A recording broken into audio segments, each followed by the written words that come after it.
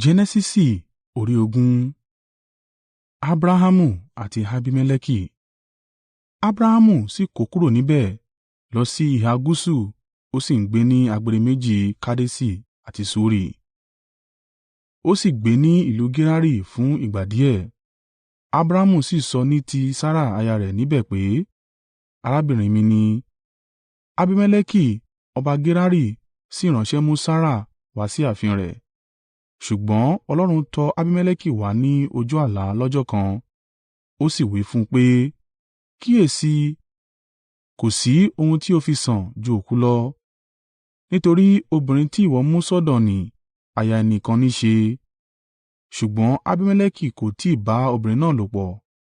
Nítorí náà ó wí pé, Olúwa, ìwọ yóò run orílẹ̀-èdè aláìlẹ́bi bí? Ǹjẹ́ òun kò sọ fún mi pé, arábìnrin mi ni? Obìnrin náà pẹ̀lú sì sọ pé, arákùnrin mi ni. Ní òtítọ́ pẹ̀lú ọkàn mímọ́ àti ọwọ́ mímọ́ ni mo ṣe èyí.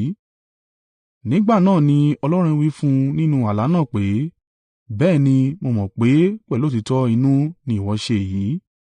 Èyí ni mo fi pa ọ́ mọ́, tí n kò jẹ́ kí o ṣẹ̀ sí mi. Ìdí nìyí tí n kò fi jẹ́ kí o ní ìbálòpọ̀ pẹ̀lú obìnrin náà. Nísinsin yìí dá aya ọkùnrin náà padà, nítorí pé wòlíì ni, yóò sì gbàdúrà fún ọ, ìwọ yóò sì yè. Ṣùgbọ́n bí ìwọ kò bá dá a padà, mọ̀ dájú pé ìwọ àti gbogbo ẹni tí í ṣe tìrẹ yóò kú. Ní òwúrọ̀ kùtùkùtù ọjọ́ kejì, Abimeleki pe gbogbo àwọn ìjòyè rẹ̀. Nígbà tí ó sì sọ gbogbo ohun tí ó ṣẹlẹ̀ fún wọn, ẹ̀rù bà wọ́n gidigidi. Nígbà náà ni Abimeleki pe Abrahamu, ó sì wí fún un pé, èwo ni èyí tí ìwọ ṣe sí wa yìí? Ẹ̀ṣẹ̀ wo ni mo ṣẹ̀ ọ́ tí ìwọ fi mú ìdálẹ́bi ńlá wá sí orí èmi àti ìjọba mi? Kò yẹ kí ìwọ hu irú ìwà yìí sí mi. Abimeleki sì bi Abrahamu pé, kí ló dé tí ìwọ fi ṣe èyí?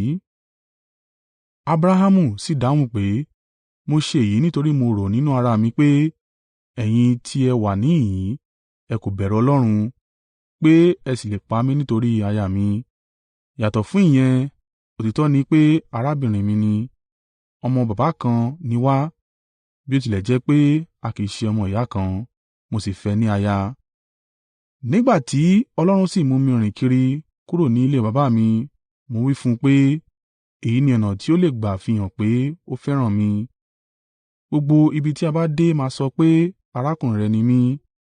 Nígbà náà ni Abimeleki mú àgùntàn àti màlúù wá, àti ẹrúkùnrin àti ẹrúbìnrin, ó sì kó wọn fún Abrahamu, ó sì dá Sara aya rẹ̀ padà fún un.